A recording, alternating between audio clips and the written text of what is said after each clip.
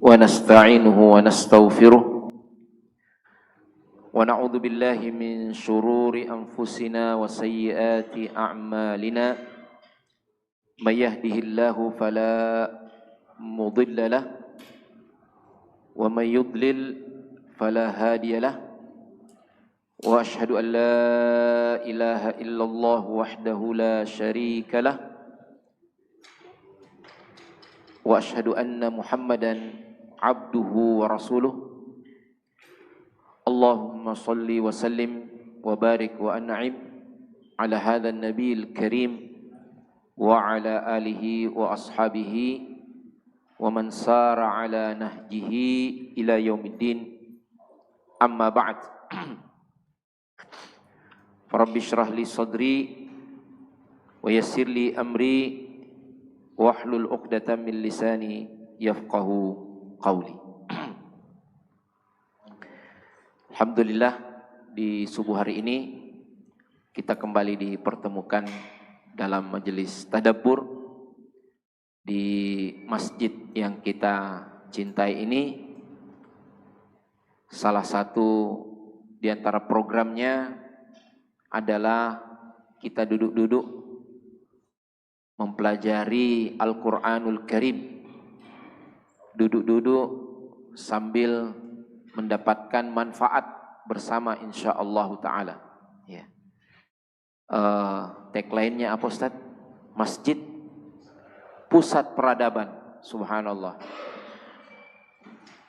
Insyaallah ya, kita berterima kasih kepada pengurus masjid Ustaz Syaibani dan jajarannya, Masya Allah, serta jamaah sekalian, dan terutama juga pada panitia yang dengan setia menyiapkan kopi, ya, Masya Allah. Nah, ini bagian daripada peradaban yang sangat penting, ya. Ya. Sebentar kita jelaskan, ya, Masya Allah. Bagaimana kopi bagian daripada peradaban, ya. Jamaah sekalian, ikhwah sekalian dimuliakan oleh Allah Subhanahu wa taala. Tadi malam saya diminta oleh panitia, apa judulnya Ustaz? Ya. Saya tidak terlalu terbiasa sebenarnya untuk menentukan judul ceramah, ya. Karena kurang ilmu, ya, seperti itulah, ya.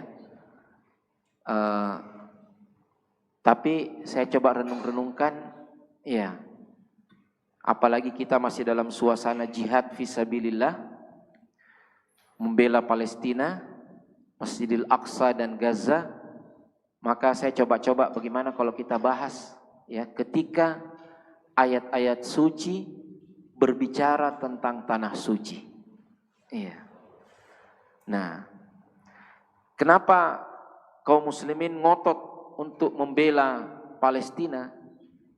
Ya, selain karena memang kita harus melawan setiap kezaliman dimanapun dan kapanpun, karena kaum muslimin ini adalah umat yang dihadirkan untuk membawa keadilan, rahmat bagi semesta. Maka dimanapun ada kezaliman di atas muka bumi ini, kewajiban kita untuk menghilangkan kezaliman itu. Dan lebih daripada itu, subhanallah, karena kezaliman itu terjadi di tanah suci, Pak. Masjidil Aqsa itu yang diduduki, ya, sekarang secara de facto kaum muslimin masih bisa sholat, masih Syekh siapa? Ikrimah Sobri, ya, salah satu imam Masjidil Aqsa. Tapi senantiasa diintimidasi, dipertakuti, dizalimi, bahkan bukan sekedar diintimidasi, tetapi betul-betul diperlakukan sangat tidak manusiawi. Sedang sholat ditarik, ya, orang sholat di bom, ya, subhanallah, karena sekelilingnya telah secara de facto dikuasai oleh penjajah Zionis Yahudi, ya. Nah, ikhwas sekalian yang dimuliakan oleh Allah Subhanahu wa taala, olehnya itu patut dan insya Allah sangat penting bagi kita untuk kembali menyegarkan ingatan kita, memori kita tentang tanah suci ini dengan informasi-informasi ilahiyah dari ayat-ayat suci. Ya. Ada beberapa ayat di dalam Al-Quran yang berbicara tentang Baitul Maqdis, ya, dan nanti kita akan kaitkan ya tentang Baitul Maqdis dan membangun peradaban. Ya, subhanallah pada ayat yang kedua. Kita baca dulu ayat yang pertama dari surah Al-Isra, ya, surat ke-17. A'udzu billahi minasy syaithanir rajim. Bismillahirrahmanirrahim. Subhanalladzi asra bi'abdihi laylan minal masjidil haram ilal masjidil aqsa alladzi barakna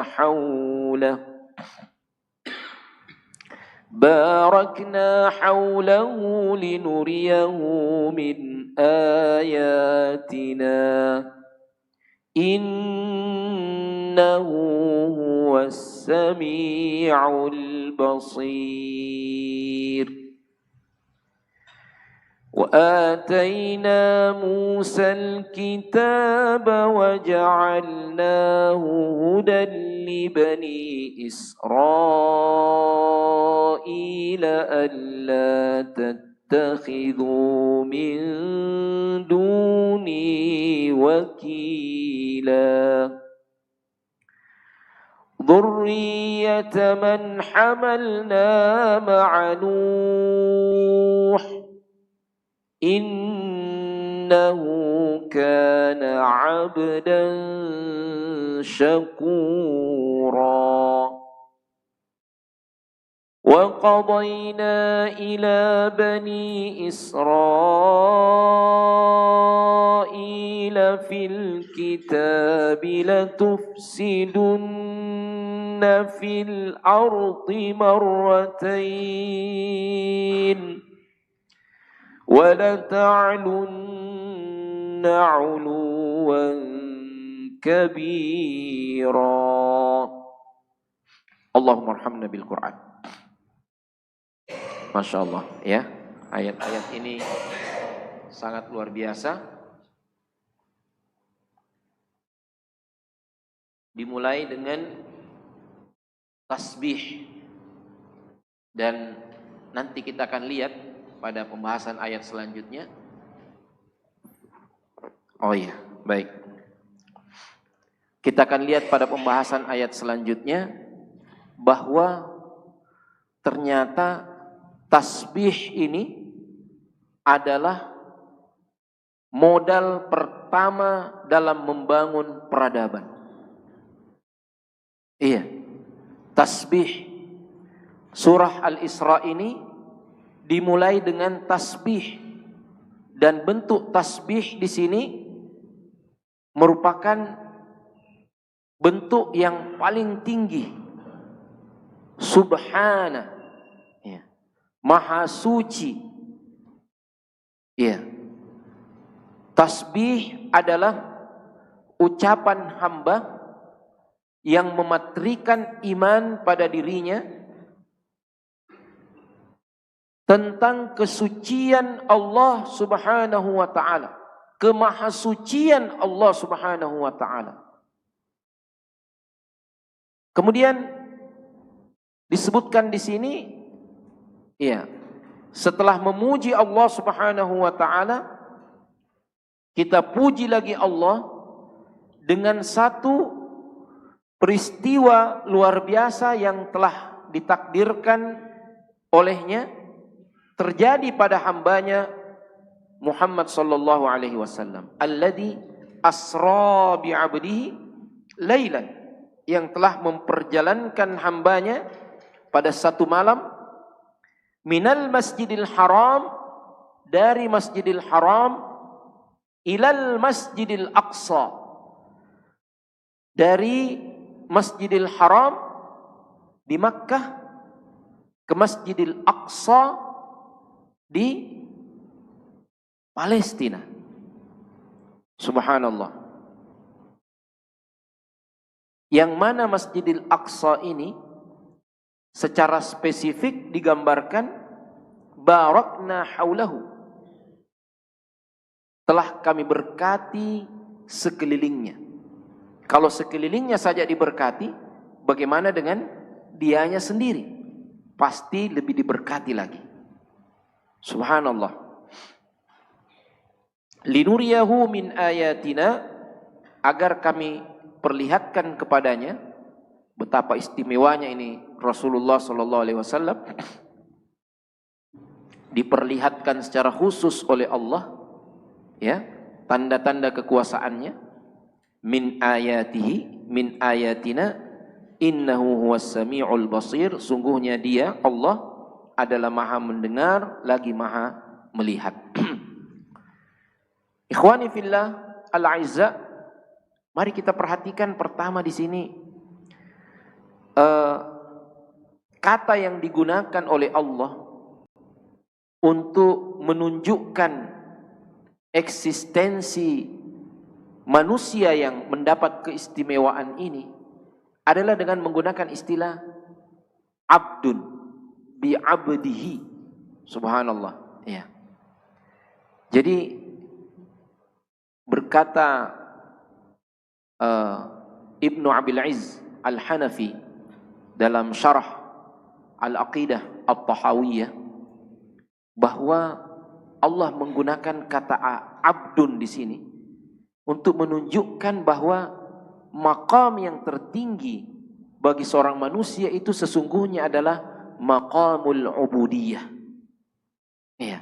Setelah Allah memulai surah ini, ayat ini dengan tasbih, ya, yang menunjukkan kemahasuciannya, pujian atas dirinya, maka Allah Subhanahu wa taala gunakan kata abdun untuk menunjukkan ketinggian derajat hamba. Itu bukan dengan, ya, khuza'balat atau asatir, dongeng-dongeng bangsa-bangsa terdahulu. Bagaimana dongeng-dongeng bangsa terdahulu untuk menunjukkan kehebatan manusia? Mereka selalu menggambarkan ada istilah manusia setengah dewa, setengah Tuhan. Ya, coba kita lihat mitos orang-orang Yunani, Romawi. Ada yang namanya apa? Hercules. Hercules itu manusia setengah dewa, karena menurut mitologi mereka pemimpin atau dewanya para dewa, yaitu Zeus, itu selingkuh, iya, dengan seorang perempuan, maka lahirlah Hercules. Iya, begitu Pak. Ini dewa selingkuh, ya. Subhanallah. Jadi dewanya aja selingkuh, ya. Naudzubillah, ya.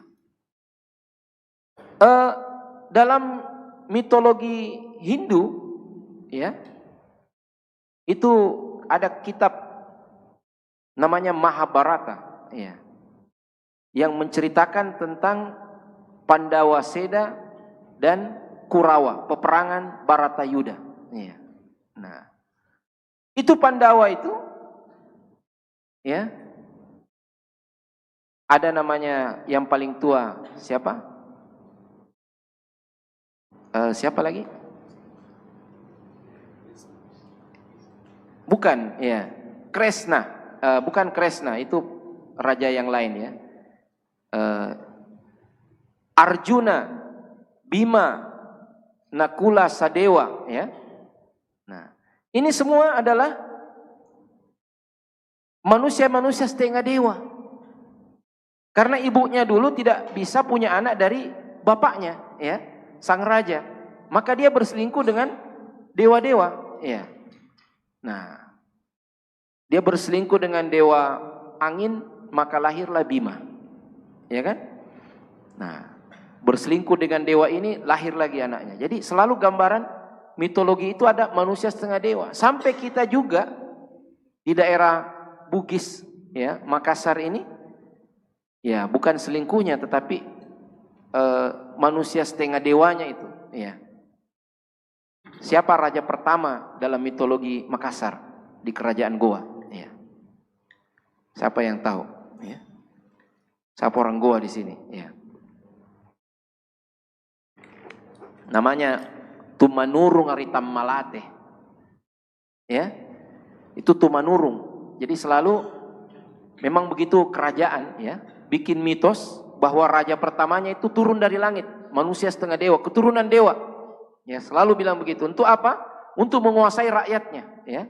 Di Jepang juga seperti itu. Ya. Tenno Haika, ya. Raja Jepang itu keturunan, ya, Omiterasu Omikami namanya, ya, dewa matahari. Selalu begitu dalam mitologi, ya. Terlalu panjang nanti nih, ya. Kita sudah dari Jepang, Yunani, Romawi, Makassar, ya, India, ya, belum Cina, ya. Nah. Intinya semua menggambarkan bahwa orang paling hebat itu adalah yang setengah dewa. Itu batil semua. Quran kemudian mendatangkan, ya, satu istilah yang luar biasa bahwa manusia yang terhebat, manusia yang teragung adalah yang paling tinggi, ya, maqamul ubudiyahnya, paling merendahkan diri kepada Allah Subhanahu wa taala. Ialah Muhammad sallallahu alaihi wasallam. Masya Allah, ini tadabbur kita yang pertama. Kemudian di sini ada kata minal masjidil haram ilal masjidil aqsa. Kita tidak belajar secara mendalam tentang tafsir, saya bukan ahli tafsir, ya. Tapi ini menggambarkan subhanallah minal masjid ilal masjid, ya. Pentingnya masjid dalam membangun peradaban. Peradaban yang didahului dengan tasbih. Peradaban yang mengemukakan ubudiyah manusia kepada Allah. Yang mengejawantah dalam bentuk masjid. Tempatnya masjid. Masjid itu apa? Masjid itu tempat sujud. Jadi semakin manusia sujud kepada Allah, semakin manusia tunduk kepada Allah, bahkan dalam perjalanannya dari masjid ke masjid, jadi sungguhnya eksistensi manusia sebagai hamba, ya, diwujudkan dengan membangun peradaban berupa masjid, dari masjid ke masjid. Inilah yang kemudian akan menjadikan manusia berada pada istilahnya orang on the track, ya, jalan benar.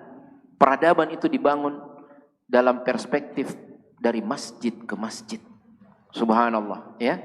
Makanya sab'atun yudhilluhumullahu fi dhillihi yauma la dhilla illa dhilluh.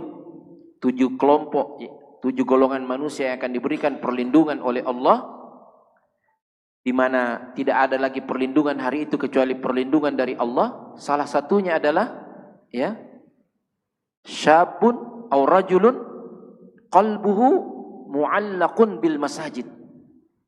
Seorang yang hatinya selalu tergantung di masjid. Kalau dia di masjid bagaikan ikan dalam kolam, ya, selalu mau ke masjid, selalu mau ke masjid, ya. Makanya ada istilah yang cukup, ya, saya sangat tersentuh juga dengan istilah itu, bahwa apa kerja, ditanya ada seorang apa pekerjaannya, dia bilang sholat, ya. Apa pekerjaannya? Sholat, ya.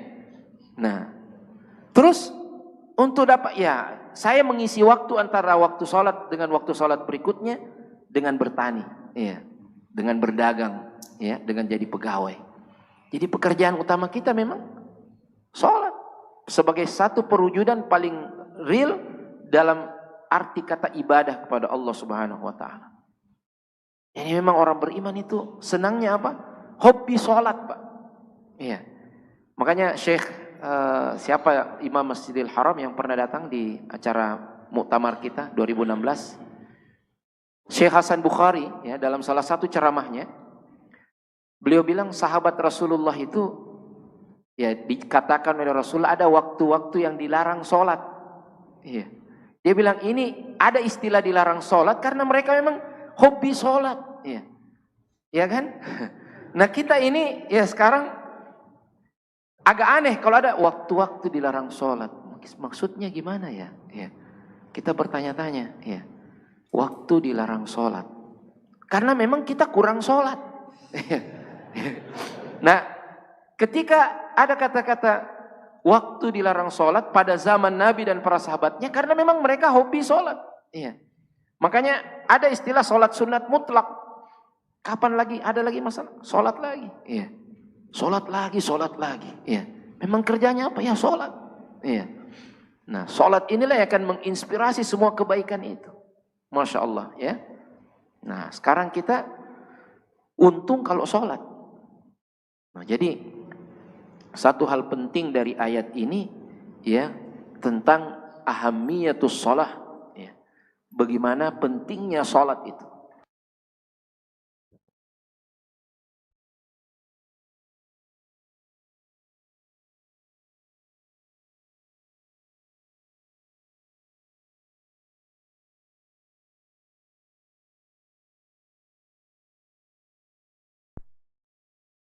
Malam. Nah, ini berarti berapa waktu sholat? 4, Pak. Duhur, asar, maghrib, isya. Ya. Kemudian secara lebih spesifik diperintahkan sholat subuh. Ya. Tapi diistilahkan wa Qur'an al-fajri. Nah ini, siapa yang belajar bahasa Arab di sini? Ada nastiba? Ada alumni stiba? Iya.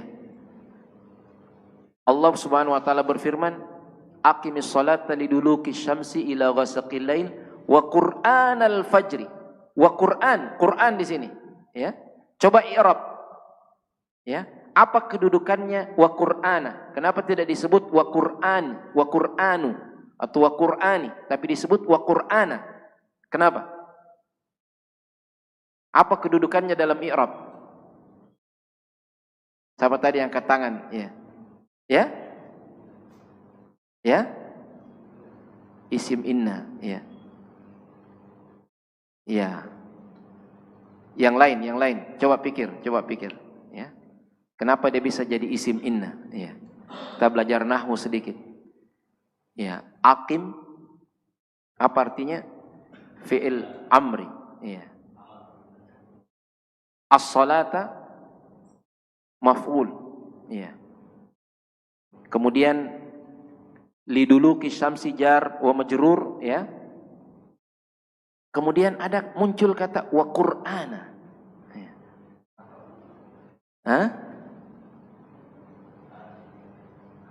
Ataf dari apa? Hah?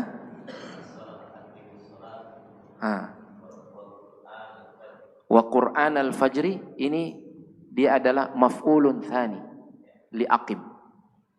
Nah, tapi bagaimana caranya menegakkan Quran? Ya. Salat subuh diberikan ibarat dengan kata Qur'an al-fajri. Ya. Jadi maf'ulun tsani, dia maf'ul yang kedua dari kata aqim, fi'il amri, ya, menjadi Qur'an al-fajri, ay salat al-fajri. Nah, jadi salat subuh diberi kata Quran karena disunnahkan untuk membaca Quran agak lebih panjang sedikit pada waktu salat subuh. Ala kulli hal ini adalah tentang salat, Pak. Jadi tadabbur kita dari ayat ini ya, betapa pentingnya salat, dan ketika kita kaitkan dengan tanah suci Masjidil Haram dan Masjidil Aqsa, yang mengikatnya adalah salat. Iya. Maka generasi yang akan membebaskan Masjidil Aqsa sekarang, kalau kita mau tangkap inspirasinya, tadabburnya, adalah generasi yang setia dengan salatnya. Iya. Selalu menjaga salatnya. Subhanallah. Ya, ini perkara salat. Walaupun ya salat ini biar bagaimanapun masalah kedua. Iya. Ada yang pernah marah, Pak. Ada pengajian di Al-Markas dulu, Ustadz Yusran yang isi, iya. Membahas tentang fikih puasa, karena mau bulan Ramadan kan? Iya. Ada bapak-bapak di samping saya khusyuk mendengarkan uraian Ustadz ya tentang puasa, dia langsung nyelutup. Ini mestinya sholat yang dibahas. Iya. Ini kan masalah paling penting ini sholat. Saya bilang masalah kedua itu Pak. Iya. Dia langsung marah kan? Langsung dia bilang, yang benar Pak. Iya. Saya bilang yang pertama syahadat. Iya. Baru dia, iya. Yang pertama syahadat ya. Nah, jadi karena tidak sah salatnya orang yang tidak bersyahadat kan? Ala kulli hal ikhwas kalian yang dimuliakan oleh Allah Subhanahu wa taala, ya. Kita cukupkan dulu pembahasan ayat ini ya, karena ada ayat setelahnya yang kita akan singgung tentang kopi ya. Coba sebutkan ayat dalam Al-Qur'an yang memerintahkan kita minum kopi.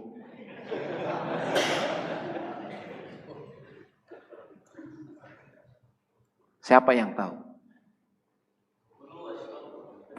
Betul. Sudah bocor.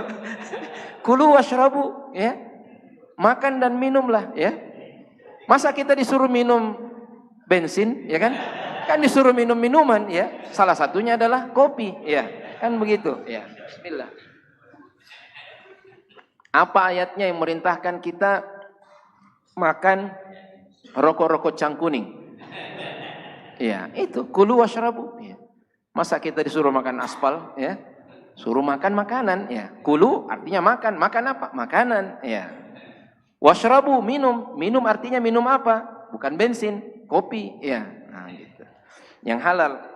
Baik. Mari kita buka ya 2 surah dalam Al-Qur'an ini yang masih berkaitan dengan tanah suci ya. Surat Al-Anbiya ayat 81.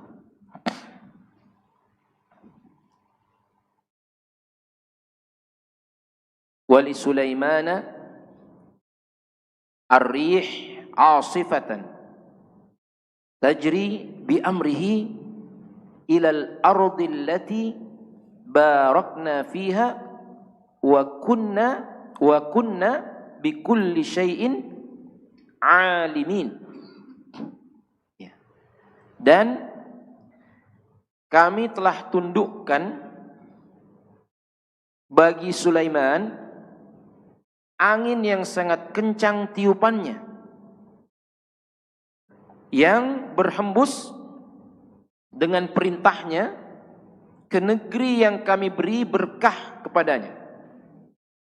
Dan kami maha mengetahui segala sesuatu. Subhanallah ya. Jadi ini diperintahkan angin bukan sekedar berhembus sebenarnya ya. Mari kita buka surat Saba ya. Surat Saba, Allah Subhanahu wa taala menyebutkan tentang angin ini. Surat Saba ayat ke-12. Wali Sulaiman ar-riha wuduha syahrun wa rawahuha syahr wa asalna lahu 'ainal qitr. Dan kami tundukkan angin itu bagi Sulaiman, yang perjalanannya pada waktu pagi sama dengan perjalanan sebulan, dan perjalanannya pada waktu sore sama dengan perjalanan sebulan. Artinya apa, ikhwas kalian? Allah menundukkan angin itu sebagai kendaraan bagi Nabi Sulaiman. Apa yang lebih hebat Pak dari ya? Kendaraannya apa? Angin. Iya. Orang perjalanan sebulan dia cukup 1 hari ya, dari pagi sampai sore, sore sampai pagi lagi. Naik apa? Naik angin. Luar biasa ya. Nah. Namun sebelumnya ini ya, pada ayat yang sebelumnya mari kita lihat siapa namanya bapaknya Nabi Sulaiman? Nabi Daud. Ini kerajaan Baitul Maqdis yang dibangun oleh Nabi Daud. Ikhwas kalian yang dimuliakan oleh Allah Subhanahu wa taala.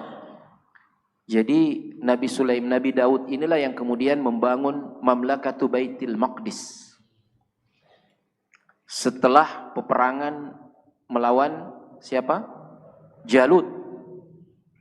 Nah, makanya kalau orang barat sebut David and Goliath. Ya. Daud dan Jalut kalau dalam bahasa kita.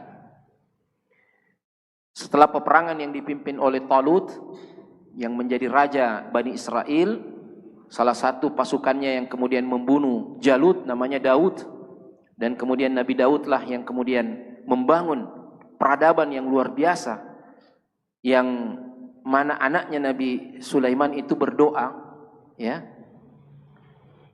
agar diberikan kekuasaan kerajaan yang tidak ada lagi setelahnya seperti itu. Tidak ada lagi, Pak. Ya. Ada enggak? Ya, sehebat-hebatnya teknologi transportasi ada yang pakai angin. Ya, luar biasa mengendarai angin, Pak. Nah, ma yambaghi li ahadin min ba'di. Iya. Bahkan salah satu penduduknya Nabi Sulaiman, seorang yang diberikan hikmah oleh Allah, itu melakukan apa yang mungkin diistilahkan orang sekarang teleportasi. Iya.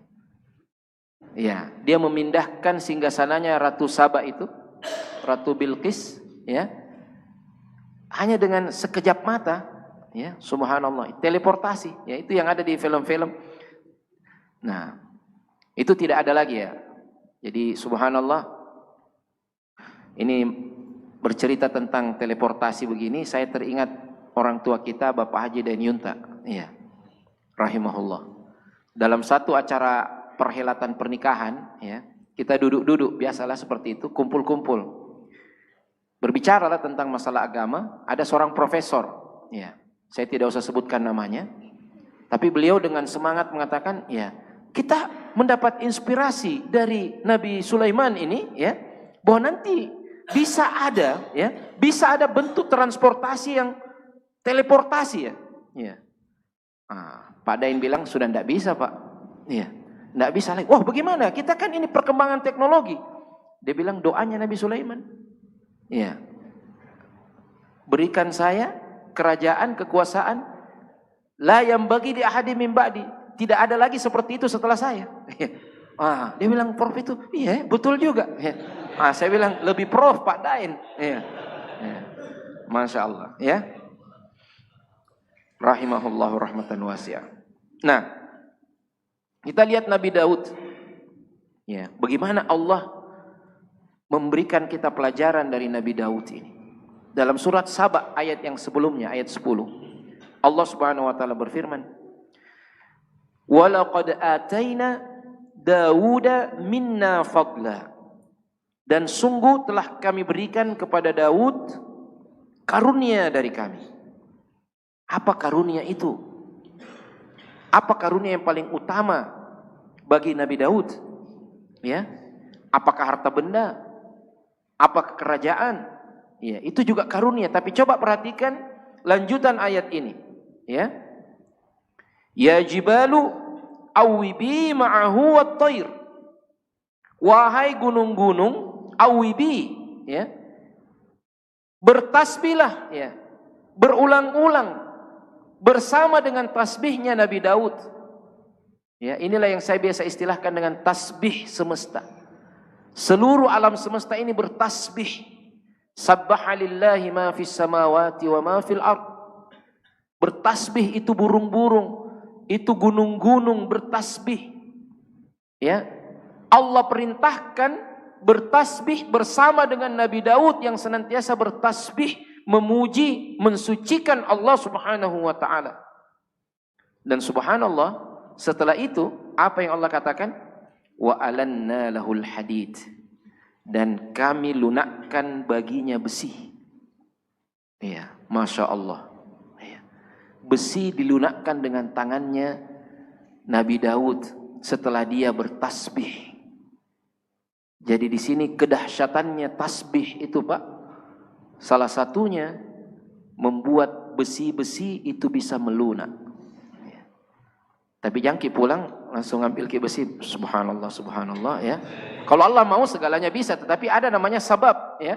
Sabab lunaknya besi bagi Nabi Daud dengan dia bertasbih namanya mukjizat. Iya.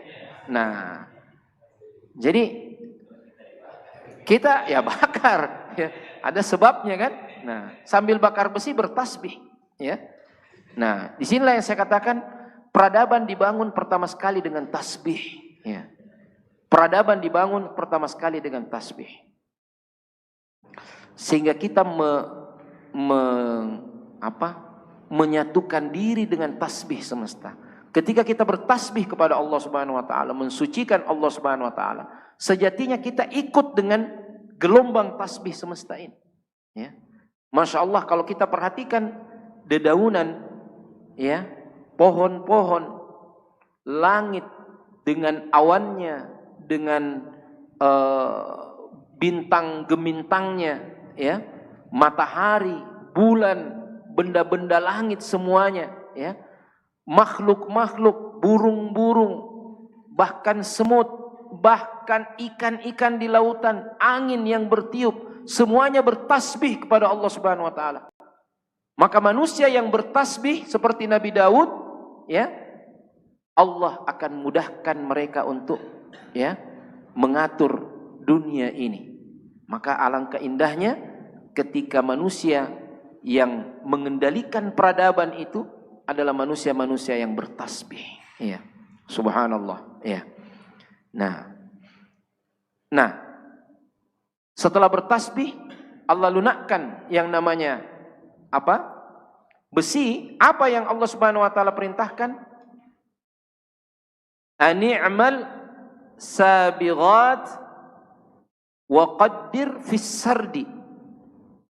Buatlah baju besi yang besar-besar dan ukurlah, wa qaddir, ya, dan ukurlah, apa istilahnya, presisi, ya. Ukur dengan demikian cermat, ya, anyamannya. Nah, ini subhanallah, kami sudah mencoba. Ini bukan sekedar cerita, ya, tapi kita sudah coba bikin yang namanya baju besi. Ya. Ada seorang ikhwah kita yang multi talenta juga, namanya Ustadz Tajuddin Dentaru. Ya. Dia bilang, saya mau coba bikin Ustadz baju besi. Ya. Jadi pergi lihat-lihatlah kita di model-model baju besi, ya, lihat-lihat, buka internet. Jadi baju besi itu, ya, memang dibuat dari cincin-cincin besi yang ukurannya memang diukur bagaimana senjata lawan. Ya. Jadi kalau baju besi itu baju sirah, besi semua, kan pasti sangat berat. Seperti model baju sirah orang Romawi, ya, berat. Semuanya besi. Tapi baju sirah yang biasa dipakai itu adalah baju sirah yang anyaman. Makanya dikatakan ini waqaddir fis sardi, disuruh anyam itu baju besi. Agar lubangnya itu diperkirakan kalau masuk senjata musuh, ya, tidak sampai ke dalam. Bagaimana ujungnya pedang musuh itu tidak sampai ke dalam. Makanya dikatakan di sini waqaddir fis sardi, ukur baik-baik anyamannya. Ya. Wa'malu salihah, dan beramallah dengan amal-amal kebajikan yang lainnya. Inni bima ta'maluna basir. Sungguhnya aku melihat apa yang kamu kerjakan. Subhanallah, ya. Kalau kita coba renungkan, tadaburkan ayat ini, ketika Nabi Daud membangun negara kerajaan Baitul Maqdis ini, setelah dia bertasbih, maka, ya, Allah lunakkan besi. Maka yang pertama menjadi prioritas utamanya adalah membangun industri. Industri apa yang pertama dibangun oleh Nabi Daud? Kalau kita ambil inspirasi daripada ayat ini, industri pertahanan. Jangan lalai untuk membangun industri pertahanan. Orang beriman tidak boleh dipecundangi oleh orang-orang kafir, oleh kekuatan-kekuatan kufur. Makanya orang beriman harus kuat. Salah satu sumber kekuatan itu adalah hadid, besi. Besi yang kemudian dikelola sedemikian rupa menjadi senjata, menjadi baju sirah, ya. Salah satu bentuknya disebut di sini adalah baju besi. Ini apa, Pak? Pakai apa baju besi? Ya, bukan pergi bertani, ya. Ya, pakai baju besi, ya, pergi perang. Artinya umat beriman itu, ya, harus selalu siap perang. Harus selalu siap perang. Dia sholatnya menguatkan dia. Ya. Jadi menjadi umat beriman bukan berjadi umat yang ya katanya cinta damai tetapi mau dijajah. Bukan begitu, Pak. Cinta damai tetapi mau memimpin. Makanya pasukan perdamaian. Ya. Pasukan perdamaian itu apa yang dia bawa, Pak? Senjata yang lebih hebat daripada orang-orang yang konflik. Jadi umat Islam ini adalah ibarat seperti pasukan perdamaian yang mendamaikan seluruh dunia, ya. Tapi dia harus lebih hebat daripada semuanya. Ya. Dimulai namanya industri pertahanan. Subhanallah. Nah, kemudian kerajaan Baitul Maqdis ini dilanjutkan oleh anaknya Nabi Daud yang namanya siapa? Nabi Sulaiman. Nah, ini perlu kita tawakuf sedikit tentang Nabi Sulaiman. Nabi Sulaiman inilah yang kemudian membangun Baitul Maqdis, membangun Masjidil Aqsa. Ya. Orang-orang Yahudi itu mengatakan ya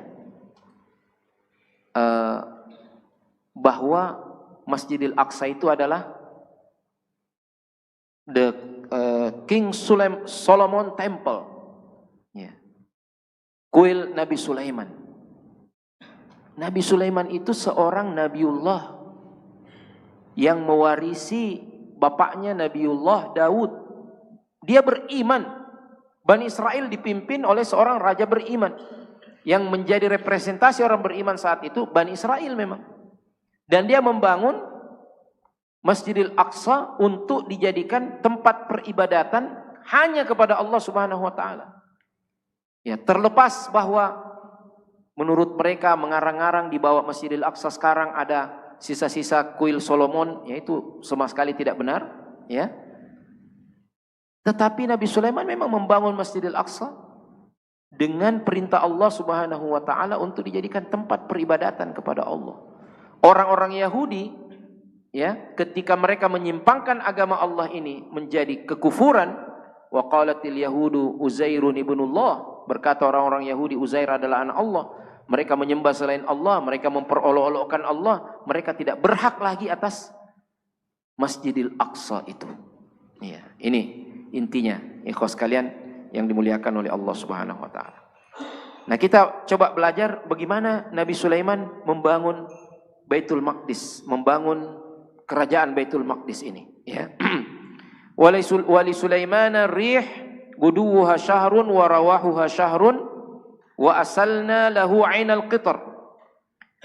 Dan kami tundukkan angin bagi Sulaiman yang perjalanannya pada waktu pagi sama dengan perjalanan sebulan dan perjalanannya pada waktu sore sama dengan perjalanan sebulan pula, ya. Wa asalna lahu 'ainal qitr, dan kami alirkan cairan tembaga baginya. Nah, ini tembaga lagi. Tembaga ini tadi telah dimulai dengan besi oleh bapaknya. Kemudian Nabi Sulaiman tembaga. Nah, tembaga ini dibuat berbagai macam alat keperluan hidup, ya. Dicairkan lembaga itu bagi Nabi Sulaiman. Dan ada kelebihannya Nabi Sulaiman ini, ya. Wa minal jinni man ya'malu baina yadayhi bi'izni rabbih.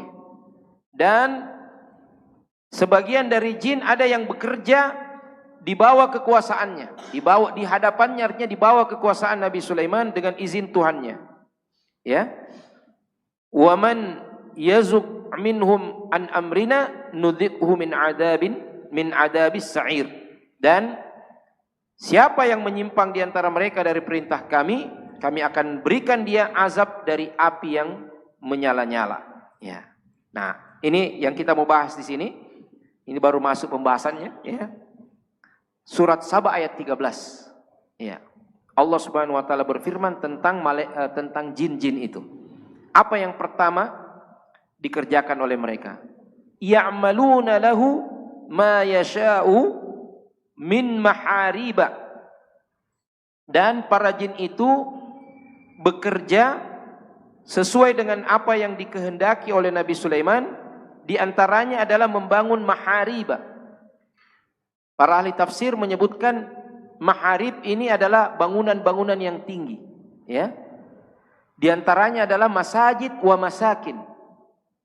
Jadi Masya Allah, prioritas membangun infrastruktur. Jadi penting memang itu infrastruktur, ya. Membangun infrastruktur terutama yang berkaitan dengan ubudiyah masjid, dan yang pertama sekali masjid yang dibangun adalah Masjidil Aqsa. Ya, disebutkan di sini bahwa bahan-bahan bakunya pembangunan Masjidil Aqsa itu, ya, cuma jin kayaknya yang bisa melakukan itu. Ada yang diambil permata, ada yang diambil batu-batu mulia, ya. Ketika dibangun oleh Nabi Sulaiman, itu tidak bisa dikerjakan manusia, jin. Ya, Allah tundukkan jin untuk bekerja bagi Nabi Sulaiman. Ya. Kemudian wa tamathil. Tamathil ini patung-patung. Jadi ada penjelasan para ulama yang dimaksud patung-patung di sini. Ada pendapat pertama mengatakan memang patung beneran. Iya. Patung beneran karena pada saat itu belum diharamkan patung. Ada juga pendapat yang mengatakan yang dimaksud patung-patung di sini adalah bentuk estetika yang tidak diharamkan, yang tidak dilarang, berupa bentuk-bentuk makhluk tanaman umpamanya, pepohonan, ya. Jadi Nabi Sulaiman juga mementingkan yang namanya membangun estetika, itu peradaban, ya. Nah, kemudian wajifanin kal jawab. Jadi ini piring-piring, ya. Kal jawab, jawab di sini jamak daripada jabiyah, ya, artinya kolam. Piring-piring yang sebesar kolam. Piring sebesar kolam untuk apa, Pak? Ditempati apa? Makanan. Ya. Makanan yang sebelumnya, ya. Wa qudurir rasiyat. Qudur periuk-periuk. Ya. Qudur, qidr, ya. Qudur ar-rasiyat, periuk-periuk yang tetap berada di atas tungku. Kenapa dia tetap berada di atas tungku? Karena tidak bisa diangkat lantaran besarnya. Apa inspirasinya ini, Pak? Kalau kita tadaburkan, Nabi Sulaiman membangun ketahanan pangan. Iya. Pasti kalau ada piring, untuk apa bikin piring kalau tidak ada makanannya? Dari mana datang makanannya? Karena piringnya besar, pasti periuk-periuknya juga besar. Nah, kalau periuk-periuknya besar, tentu yang dimasak juga banyak. Saya tidak tahu apakah ini yang menginspirasi makan siang gratis, wallahu alam. Iya. Nah, ala kulli hal, ketahanan pangan ini merupakan sesuatu yang teramat-amat penting, menjadi perhatian dari pengelola negara. Iya. Bentuknya bisa beraneka ragam. Makanya subhanallah, saya menyampaikan ke Departemen Lingkungan Hidup, Ustadz siapa? Arisman, satu ide, ya. Ini nanti akan dikembangkan oleh Ustadz Hizbullah, ya, sebagai Ketua Komisi Bidang Ekonomi Wahda Islamiyah di Dewan Syuro yang merancang, ya, satu strategi ketahanan pangan dari masjid. Ya, tadi kan minal Masjidil Haram ila Masjidil Aqsa. Jadi dari masjid membangun ketahanan pangan. Bagaimana? Ya. Jadi kita ini berharap, ya, ada ide masjid sebagai inspirasi. Sekarang alhamdulillah kita lihat ada masjid kita ini ada apa? Ada bazar, ada yang di sampingnya ini Masya Allah di bawah tangga, ya, ada klinik. Klinik mengobati orang sakit. Tapi makanan yang sehat membuat orang tidak gampang sakit, ya kan? Nah, jadi sebelum orang diobati, kasih sehat dulu kan? Nah, makanya kita Indonesia ini, ya, kalau kita lihat bahasa-bahasa Arab, ya, tempat merawat orang sakit namanya apa? Mustashfa. Tempat membuat orang sehat, ya. Nah, itu. Kalau bahasa Inggris apa? Hospital, ya. Kurang lebih maknanya hampir sama dengan mustashfa. Kalau Indonesia apa? Rumah sakit, ya. Tempat sakit, ya. Di sana sakit, ya. Nah, nah jadi ikhwas sekalian, mari membangun peradaban dari masjid. Inspirasi dari masjid. Inspirasi daripada surat Saba, ya, ayat ke-13 ini, ya, membuat kita berpikir bagaimana membangun ketahanan pangan dari masjid. Ya. Kalau Nabi Sulaiman dulu membuat piring-piring besar sebesar kolam, ya, dikasih makanan di situ, rakyat makan dengan kenyang, ya, periuk-periuk besar, kompor-kompor yang memang ada pengelolaan. Jadi kita berpikir di sini bahwa Nabi Sulaiman telah menginisiasi apa yang sekarang kita sebut dengan teknologi pasca panen. Ya. Pasti yang dimasak sudah ditanam, ya, sudah diternak, ya. Kalau dia binatang peliharaan, ya, binatang ternak, ya, pasti sudah selesai itu barang itu, ya. Sehingga yang digambarkan dalam Quran cuma pengelolaannya. Tapi apa yang mau dimasak pasti ada yang ditanam, ada yang dipelihara. Jadi kalau masjid ini, ya, masjid-masjid kita bisa dijadikan sebagai pusat ketahanan pangan. Kalau ada lahan sedikit, ya, Islam ini sangat menganjurkan bercocok tanam, Pak. Bahkan sudah mau kiamat kata Rasulullah Sallallahu Alaihi Wasallam. Kita ini kalau mau kiamat, besok umpamanya mau kiamat, apa yang terbayang dalam benak kita yang harus kita segera lakukan? Wah, perbanyak memang sedekahmu apa begini, ya, ibadah ritual. Tapi Rasulullah mengatakan, seandainya besok mau kiamat atau seandainya sudah datang kiamat dan di tanganmu ada fasilah, ada biji tanaman, ya, bibit korma, fasilah itu bibit korma, falyagrisha, tanam dia. Kalau kita berpikir untuk apa kan? Nah, tapi biarkan Allah Subhanahu wa taala yang mengatur itu semua. Maka umat Islam ini harus memiliki habit bercocok tanam, dan itu kita bisa mulai dari masjid-masjid kita. Ya. Jangan semua di tembok, ya. Sisakan, bahkan bisa di tembok. Ada teknologi nanti, ya. Ada teknologi yang bisa orang menanam di atas tembok. Di mana bahan-bahan tertentu dikasih dalam karung, kita bisa menanam ubi, ya. Nah, kita kan nggak perlu pergi ke hutan kita tebas untuk jadi kebun ubi, ya kan? Kita cukup memanfaatkan tempat-tempat ini. Nah, saya punya obsesi, masya Allah, masjid-masjid wahda. Ya, kita bisa mulai di Masjid Wahdatul Ummah, masjid Darul Hikmah, Masjid Stiba, ya, sebagai percontohan, ya. Nggak usah terlalu banyak dulu, ya. Bagaimana ketahanan pangan warga wahda Islamiyah? Ya, bisa saja, ya, kita coba umpamanya, coba Departemen Kesehatan berpikir, kadar wahda kita mulai dulu 1 hari tidak makan nasi, bisa enggak? Langsung ada satu bilang, saya bisa Ustaz, yang penting ketupat, ya. Sama aja, ya kan? Bukan itu, ya. Dia bilang, saya siap tidak makan nasi, yang penting ketupat, ya. Jangan makan beras dulu. 1 hari makan ubi, ya. Dan ubi itu bisa saja kita buat hari Ahad begini, kalau sudah ada kebun-kebunnya ini, ya. Kita tanam ubi, ya. Setiap hari Ahad, ya, kita panen, mungkin 1 bulan sekali dulu, kemudian berkembang, kita makan ubi bakar-bakar, ya.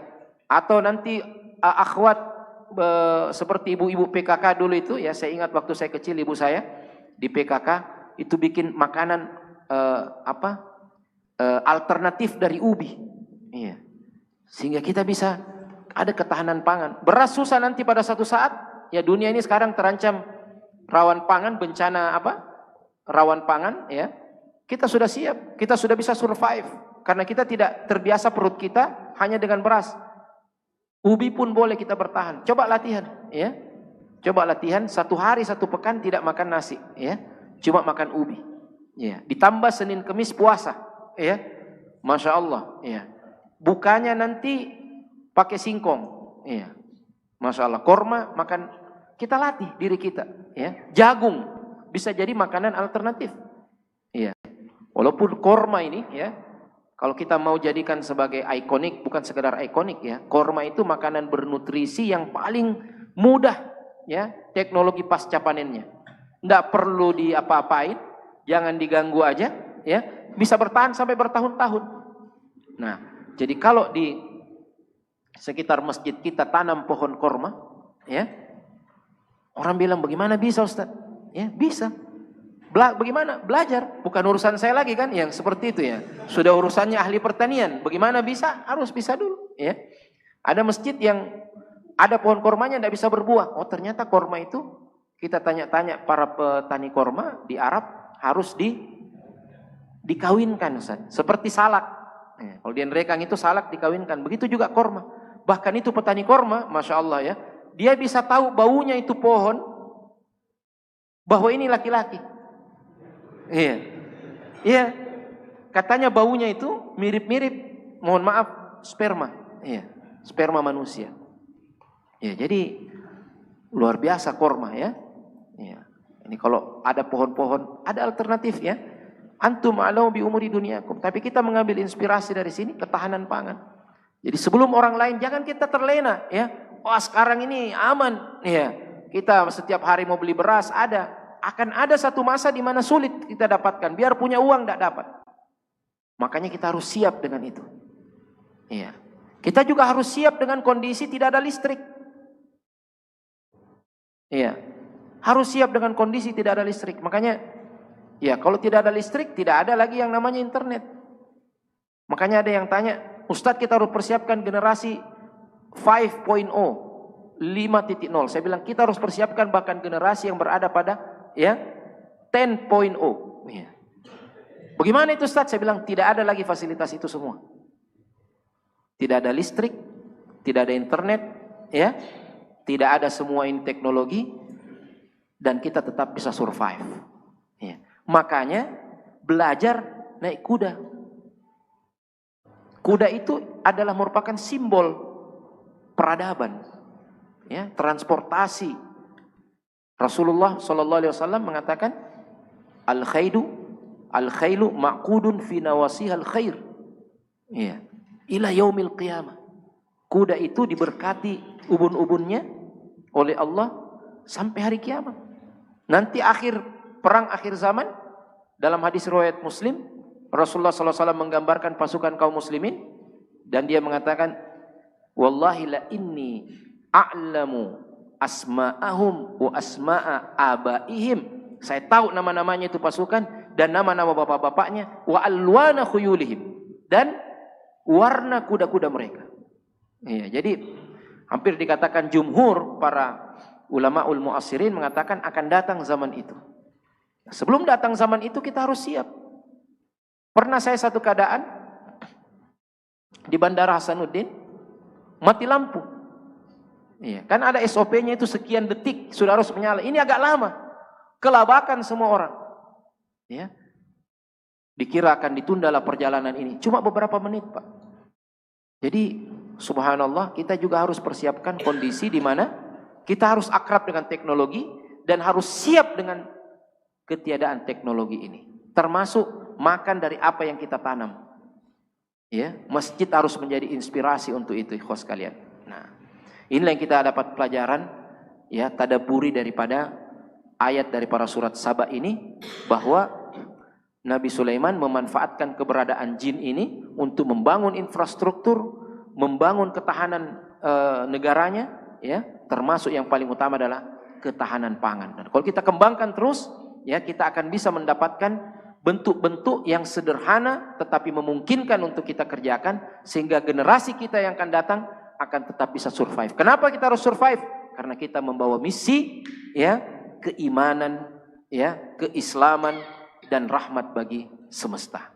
Saya kira demikian Ustaz, ya. Jazakumullah khair wa barakallahu fikum. Sudah jam 6:17, ya. Kita cukupkan pengajian kita sampai di sini karena masih banyak agenda-agenda kita yang lainnya. Wa jazakumullahu khairan. Wabillahi taufiq wal hidayah. Subhanakallahumma bihamdik asyhadu an la ilaha illa anta astaghfiruka wa atubu ilaik. Wassalamualaikum warahmatullahi wabarakatuh. Ya, syukran kepada Ustadz kita. Dan siapa yang biasa di sini untuk melatih senam? Coach kita berapa pekan ini tidak ada. Ada yang bisa jamaah kita yang bisa melatih senam? Yang biasa? Siapa? Pak Musri? Oh, lagi ada kegiatan. Baik, setelah ini kita senam-senam di sana sambil bergerak-bergerak. Di sini ada Ustaz Amin Daus ini sama Pak Guru juga bisa ini. Ustaz Darwis bisa pimpin senam ya? Waduh, belum memimpin sudah pegang lutut. Ya, ini berarti perlu disenami. Iya, harus makan ubi. Sedikit tadi taklik saja. Pertama, setelah saya baca-baca, saya dengar-dengar, ternyata Ustaz, ubi kayu, ubi jalar itu adalah jenis karbo yang paling baik. Dia masuk kelas 1. Iya lebih baik dari nasi. Nasi itu masuk di kelas 3. Ada oatmeal dari gandum itu kelas 2. Jadi kelas 1 itu ubi-ubian. Karena sangat lengkap. Itu dari dokter gizi ya. Tingkatan karbo yang paling baik yaitu sebenarnya ubi-ubian. Bukan Ustaz, kalau dokter Boyke lain tongi itu. Iya. Ya, jadi itu sehingga ya betul kata Ustadz ya, sesekali kita harus atur diri kita untuk lebih sehat. Kemudian yang punya lutut-lutut sakit seperti Ustadz Darwis, ya bisa dikasih banyak-banyak ubi, ya kurangi nasinya, insya Allah. Kemudian ya insya Allah program pemberdayaan ekonomi ini saat kita sudah serahkan kepada ketua bidang ekonomi Dewan Syuro untuk di masjid ini, untuk membuat gebrakan-gebrakan ke depan ini sampai Ramadan supaya kita maksimalkan. Jadi setelah ini ada majelis musyawarah, semua yang punya usul bisa di sana sudah disiapkan Ustaz. Ya, dan kita olahraga ya, meskipun beberapa menit, insya Allah bisa buka baju luar, kalau ada kaosnya kita olahraga. Ada juga Pak Guru, Pak Abdul Wahid bisa pimpin insya Allah. Terima kasih kepada Ustaz, jazakumullah khair. Assalamualaikum warahmatullahi wabarakatuh.